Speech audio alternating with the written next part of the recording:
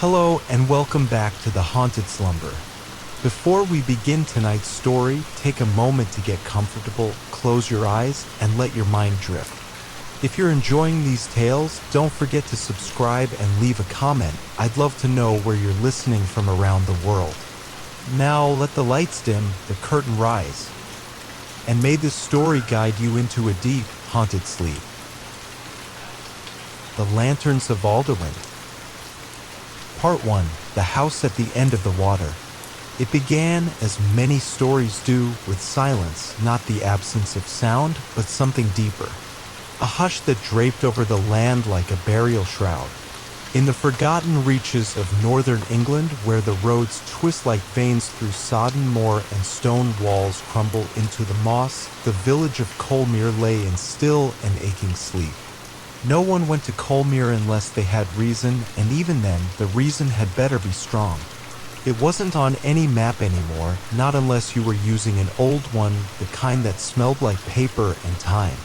The train tracks had long since rusted, the road into the village narrowed into gravel and then into mud.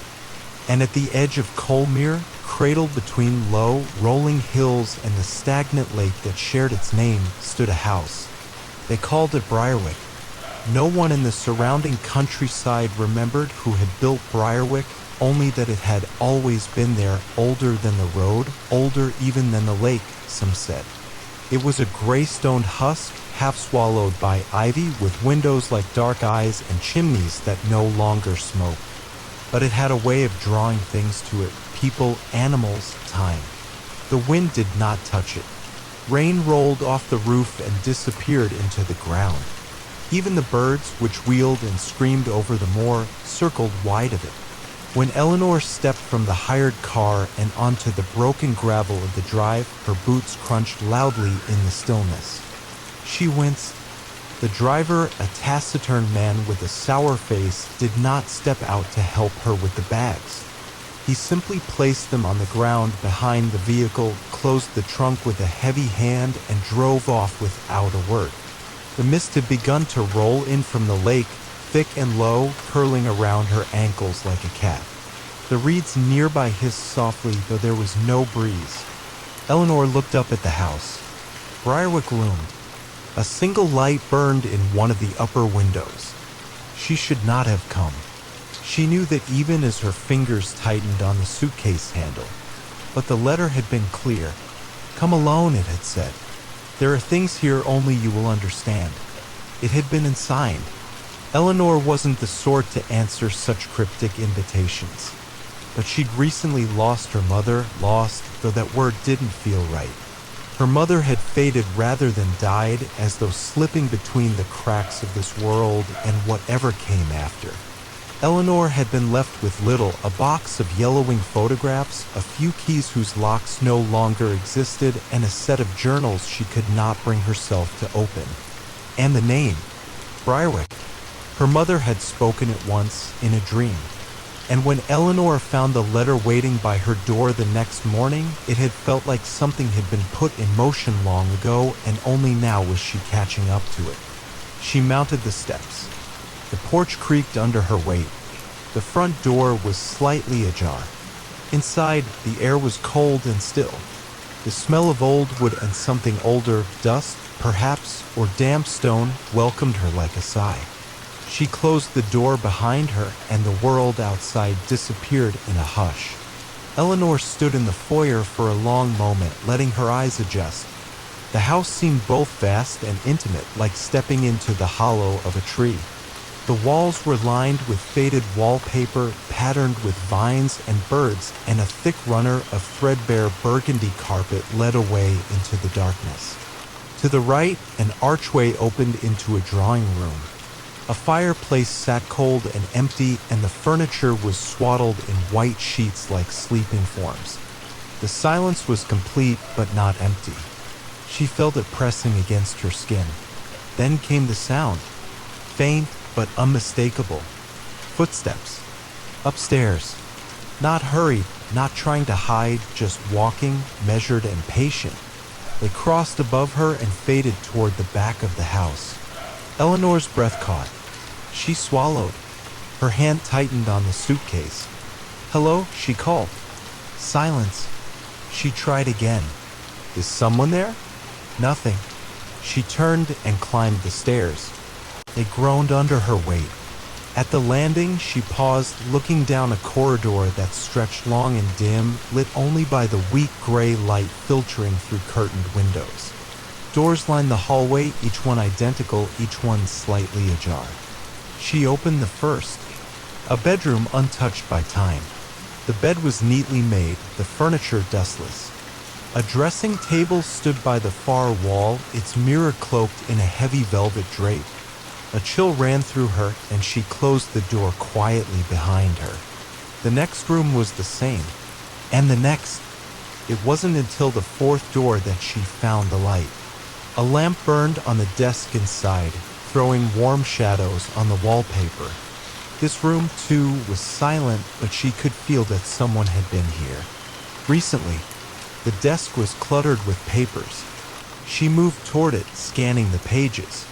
Journal entries, some typewritten, others handwritten in an elegant, slanted script, all dated within the last 3 weeks. The lake sings again, one read, low and soft like a lullaby beneath the floorboards. The mirror in the upstairs corridor showed a different reflection today. Mine looked tired, worn. I fear I am being remembered. Eleanor reached for another page when she heard it again. Footsteps. Downstairs. This time they were closer. She moved to the door, peering out into the hall. The corridor was empty, but the air felt warmer, more lived in. She could almost hear a voice, low and conversational, drifting up from the ground floor. She descended cautiously. The sound led her toward the rear of the house, past a door that opened onto a study with walls of books, down a narrow passage that ended in a small kitchen. A kettle steamed on the stove. She froze. Someone had been here minutes ago.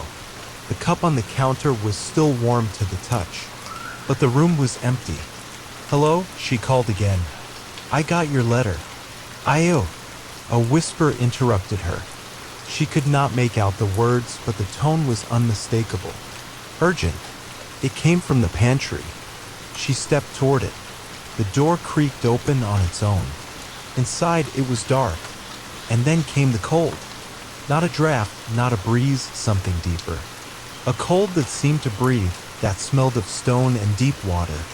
Eleanor stepped inside. The shelves were lined with jars, many of them clouded with age. Some still held preserves, others not. Shapes floated in amber liquid. Petals, bones, feathers, a single glassy eye. The back of the pantry had no wall. It opened into a narrow staircase that descended into darkness. The whisper came again, clearer now. "Come down." Part 2. The vault beneath the pantry. Eleanor hesitated on the threshold of the narrow staircase, her hand still resting lightly on the pantry door. Behind her, the house was quiet once more, oppressively so. Before her, the descending stairway breathed a cold draft that smelled not just of damp stone, but of something less definable, like earth long undisturbed, like sleep, like grief. The whisper, "Come down," had faded into silence, but its weight remained, hanging in the air behind her ears like a pressure change before a storm. She turned on the flashlight clipped to her coat and began her descent. The stairs were steep and irregular, carved from old stone. As she descended, the walls tightened, pressing inward. The house seemed to exhale around her, and with each step downward, it became harder to remember what had drawn her here in the first place. At the bottom, the air was impossibly still. Her beam caught on something, wood, aged and rotting. A door. Unlike the rest of Briarwick, it had been sealed tightly until now. The air told her it had only recently been disturbed. Eleanor placed her hand on the handle and pushed.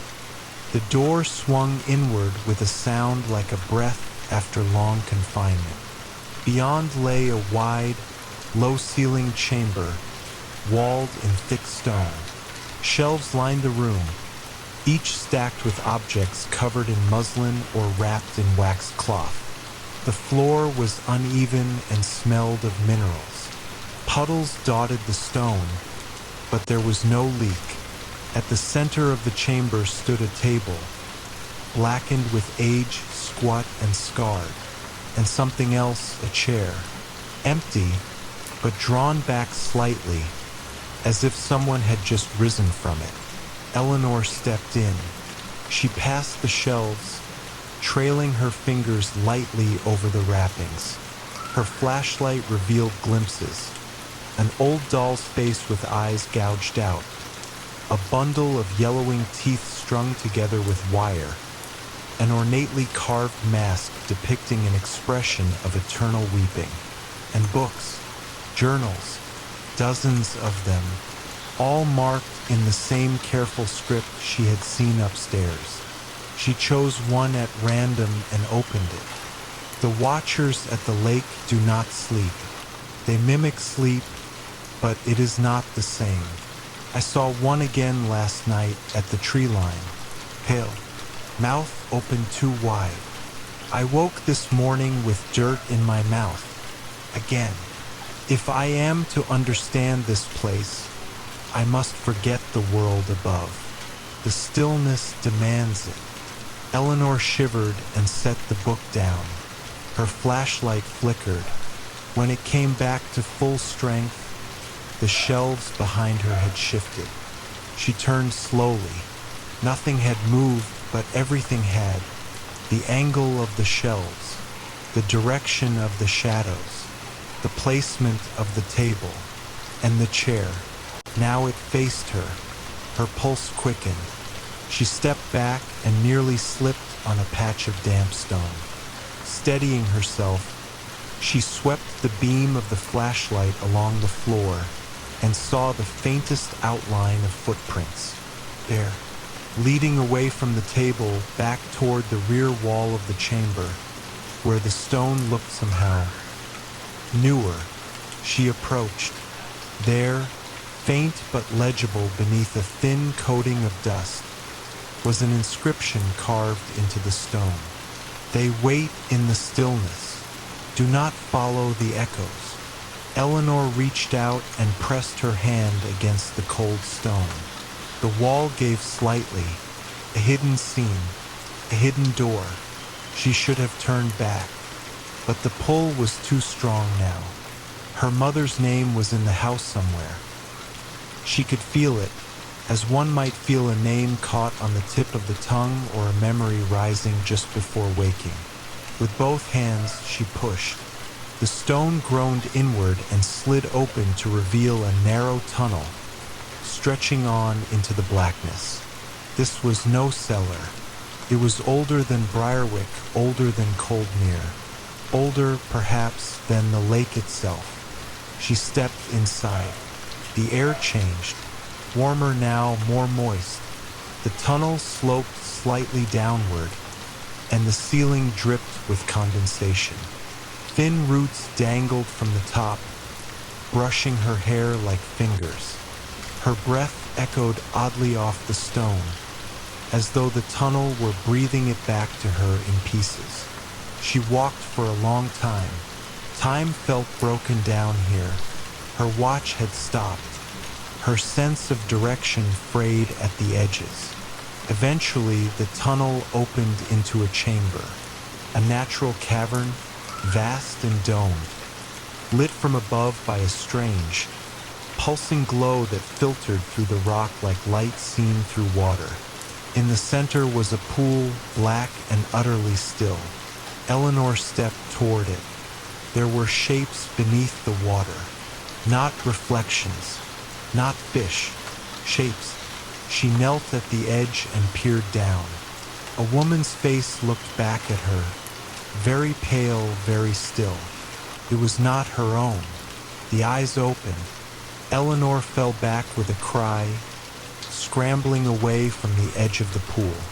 The image beneath the water remained unchanged.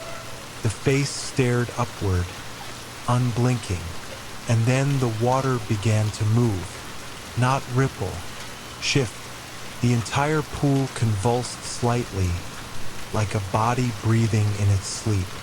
Shapes beneath the surface turned slowly, arms trailing like weeds. Faces drifted into view, all pale, all open-eyed. A voice filled the cavern. She brought them here. Eleanor froze. She fed them to the stillness. She wore your face. The voice was neither male nor female. It echoed from nowhere and everywhere. She tried to speak, but her throat had gone dry. The pool began to glow faintly from within. The light rose like a mist, and from the center a figure emerged, not from the water, but from the air above it, as if stepping through an invisible doorway. She was tall, dressed in black.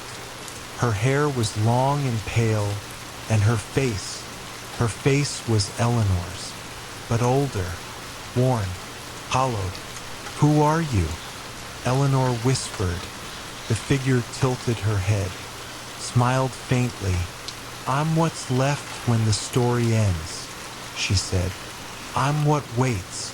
Eleanor backed away. The figure advanced, slow and graceful. "You followed the letter, just like I did, just like she did, just like all of them." "Who?" Eleanor rasped. "The ones before you, the ones who answered the call, the ones who couldn't leave. You were chosen because the house remembered you, because the lake whispered your name." The figure reached out a hand. "Come," she said. "It's time to sleep." Eleanor turned and ran. Through the tunnel, breath ragged. Through the stone door, which slammed behind her of its own accord. Through the chamber, where the chair now sat empty once more. Up the stairs, stumbling and gasping, until she burst into the kitchen, and the kettle was still steaming. She leaned on the counter, chest heaving. The light outside had not changed. It might have been minutes, it might have been days, but the stillness had followed her. In the shadows of the kitchen, she could see it thickening, breathing, and in the corner of her vision, just beyond the edge of her sight, she thought she saw herself watching from the mirror, smiling. Part 3. The Letters That Never Fade. Eleanor did not sleep that night. She sat by the hearth, wrapped in the threadbare shawl she had found in the sitting room closet, listening to the wind slip around the eaves of Briarwick House like a creature testing the walls for cracks. The fire burned low. Shadows danced, reaching long fingers across the floor, over the furniture, up the walls where old portraits stared down with half-finished expressions. The kitchen door remained closed. She hadn't returned there since fleeing the vault. She didn't think she could, at least, not yet. Instead, she read. The journal she had taken from the stone chamber trembled slightly in her hands, though whether from cold or something else she could not say. It was bound in thick leather, stained from use. The entries began sparsely, scattered thoughts scrawled in the margins of old letters or pressed between fading receipts. Then, slowly, they grew denser, more urgent. The name that repeated most often was Catherine. Catherine took the boy again last night. She said the stillness wanted to see him. I told her no, but she only smiled. I do not think she is Catherine anymore. Another. The letters come every spring, always in the same ink, always in her hand. But I buried her in 67, deep, wrapped in sackcloth. How then does she still write? And another. The house changes. The third stair creaks now, but not from weight. The hallway upstairs shifts by inches when I look away. I saw the garden from the north window. There is no garden to the north. Eleanor paused, heart beating faster. She turned to stare at the hearth, and for a moment, the fire looked less like flame and more like something coiling, like fingers twisting through ash. The journal dropped to her lap. Had her mother known about all of this? Was this place Hallowmere, Briarwick, the lake, the stillness, something she had kept secret? Or something that had kept her? The question wound tightly in Eleanor's chest as she forced herself to rise and move to the writing desk in the front room. Dust lay thick on its surface. An inkwell stood dry and empty, but beneath the drawer's false bottom, Eleanor found a sheaf of papers. Letters, all addressed to Isabel Marlowe, her mother. She scanned the top letter quickly. The handwriting was the same as the journal's, but older, shakier. The tone shifted between pleading and resigned. Isabel, I saw you again today walking the edge of the lake. Your hair was unbound, and the reeds did not disturb your steps. The others pretended not to see you, but they did. We all did. I think we always do. Another letter. The stillness misses you. It asked for your voice again last night. I think it forgets that you left. And the last. If you come back, it will begin again. It always begins again. But perhaps this time you will remember longer. Perhaps this time you will not go so deep. Eleanor folded the letter slowly.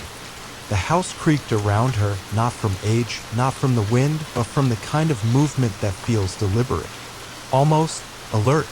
Something was awakening. Not in the physical sense. Not like a beast stretching its limbs. But like a memory rising after long dormancy. Like the mind of the house itself was brushing away dust. She turned toward the staircase. The hallway above was dim, but not fully dark.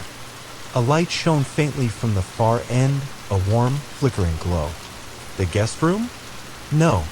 The nursery. A place she had not dared open until now. Each step creaked beneath her feet, groaning faintly as though remembering her weight. When she reached the top, the light dimmed. The nursery door stood slightly ajar. Inside, wallpaper peeled in long curls from the walls, revealing faded stencils of birds and stars.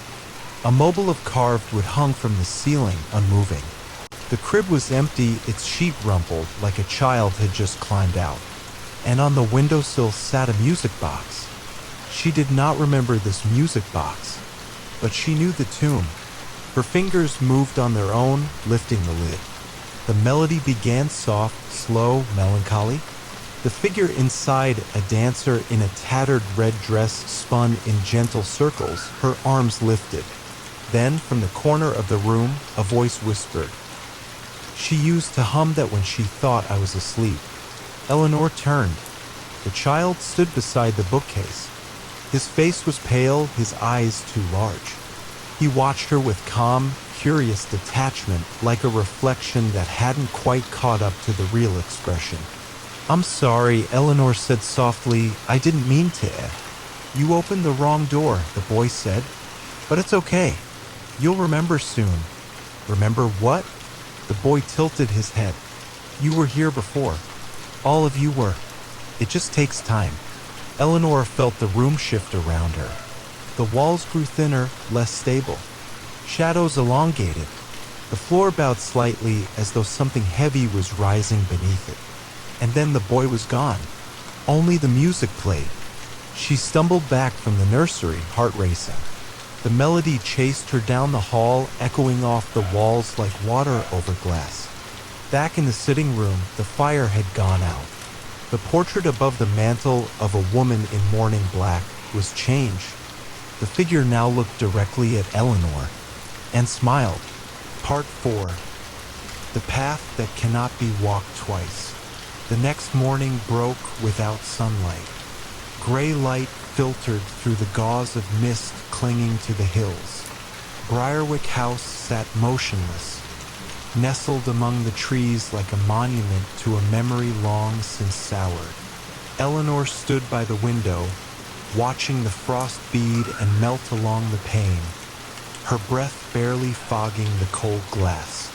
The portrait in the sitting room had changed again during the night. Now the woman's hands were visible, resting in her lap, delicately holding something round and gleaming. A locket, the same locket Eleanor had found tucked beneath the nursery floorboards after waking from a brief, dreamless sleep on the drawing room settee. Its chain was frayed, the clasp bent, but the engraving on the front, was clear. Her mother's initials. Inside were 2 miniature portraits. One of Isabel Marlowe, unmistakably young, dressed in the pale blue of Coldmere's northern tradition. The other, she didn't know, not yet.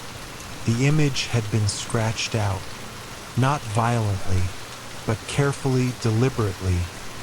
Thin etched lines scored through the figure's face until only a faint outline remained. A gesture not of rage, but of erasure, of someone trying to forget. Eleanor slipped the locket into her pocket and stepped out into the cold. The orchard that surrounded the house had shifted overnight. What once had been a neat ring of ancient trees now appeared dense, gnarled, overgrown. The paths she'd walked the previous day were no longer where she remembered them, but she knew which way to go, toward the lake, down the long hill where the ground sagged from centuries of erosion and sorrow, past the stone monoliths etched with letters no longer in use, through the garden gate with its rusted latch. And then there it was, Coldmere, wide and still, its surface unbroken by ripple or current, reflecting a sky that had no clouds but no sun either. She stepped to the edge. A small pier jutted out into the water, blackened by weather, nearly collapsed in parts. A rowboat lay overturned nearby. Its hull bore the same sigil that had marked the journal, a spiral within a circle, surrounded by thorns. She knelt to touch the water. It was warm, too warm for winter, too warm for this place. Eleanor stood slowly and looked across the lake. There, at the far bank, stood a figure, cloaked in gray, unmoving, not watching, not waiting, simply being. Eleanor raised her hand, instinctively, in greeting, or challenge. The figure did not respond. She blinked. It was gone. Only reeds moved softly, as though recently disturbed. Behind her, a rustle came from the trees. She turned, heart quickening. Nothing, and yet a soft sound, paper dragging along stone, rose from the orchard. She followed it, weaving between the blackened trunks and heavy, drooping boughs. The orchard had changed again. There were things buried among the roots, not just old tools or bottles or the bones of animals, but statues, too lifelike to be ornamental, too strange to be entirely human. Mouths open in silent cries, fingers clutching at unseen barriers. Some were only half emerged, their faces tilted skyward in what might have been ecstasy or despair. At the center of the orchard, Eleanor found a small stone marker, a crude cairn, stacked unevenly, moss growing thick in the crevices.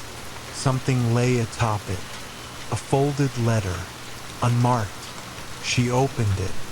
Eleanor, I hoped you would not return. I hoped the line would end quietly, and the house would fold itself back into the earth. But blood remembers, and yours is old enough now to hear the song again. You must go no further. The stillness is awake, and it is listening. The letter bore no signature, but the hand was unmistakable. Her mother's. A branch cracked behind her. She turned. The boy was there again, closer this time, no older, but not the same either. Something in his eyes had shifted, no longer curious, but tired. heavy with years unspoken. "You're not supposed to be here," he said. "You opened the wrong door.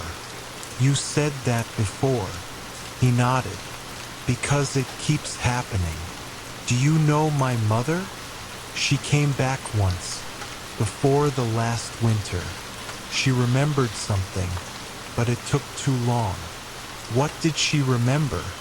The boy looked down at the soil beneath his bare feet. One of the strange, semi-buried statues reached toward his heel but did not touch. She remembered who she was before she was born, and after she died. The wind picked up, brushing dead leaves in swirling patterns around Eleanor's boots. The boy's voice grew quieter. "It's not a haunting, it's a return." And then he was gone, not faded, simply not there. Eleanor stood alone in the orchard. The wind whispered through the trees in syllables that made no sense and yet filled her with a deep, cold recognition. She turned and fled the orchard, but as she crested the hill and saw the house again, she stopped. Something was wrong. Briarwick House was not where it had been. The slope had steepened. The front porch sagged deeper. A third chimney now rose from the far wing. The house had changed, but more than that, it had aged. 50 years, maybe more. And as she stepped toward it, a voice, her mother's, rose faintly in her ears. "When the house forgets your name, it means you stayed too long." Part 5. The Return to Silence. The first touch of dawn was barely a whisper across the trees when Thomas finally emerged from the hollow beneath the chapel ruins. His skin bore the chill of stone, and his eyes, once filled with questions, now carried the silence of the forgotten. He stepped out into the frost-laced morning, leaving behind the candlelit maze of ancestral murmurs and the weight of revelations too ancient to name. Alderwynd had changed, or rather, the way he saw it had. The trees no longer leaned with menace but with age-old sorrow. The mists, ever shifting, seemed to bow to him in quiet recognition, as if acknowledging that he had seen beneath the skin of their eternal veil and survived. The villagers, what few remained, did not speak of his return. Some glanced with guarded eyes. Others averted their gaze entirely, as though sensing that Thomas now carried within him the echo of every secret buried beneath their ancestral soil. And he did. The voices no longer cried out to him, but whispered in lullabies, softened by release. The restless had been answered, not banished, but understood. In the weeks that followed, Thomas found himself tending to the neglected headstones, repairing fallen fences, planting night jasmine along the chapel's boundary. No one asked him to. He simply knew, as though the hands of those who came before guided his own. The land itself, once fractured with spectral unrest, began to breathe easier. The birds returned, first in timid pairs, then in flocks.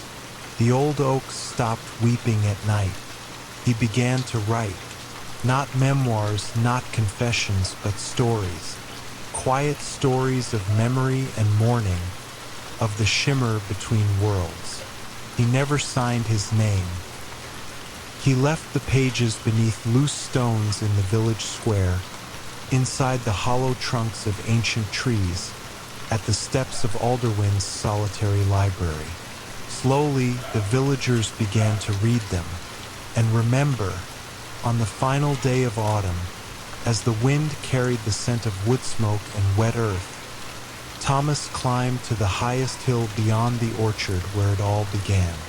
From there, he watched the fog roll in over Alderwynd, but now it felt less like a shroud and more like a blanket, comforting, familiar, full of stories still to be told. He sat down beneath a wind-warped elm, and the spirits came, not to haunt, but to keep company. Lanterns flickered into being around him, suspended on unseen hooks. They glowed not with menace, but with peace.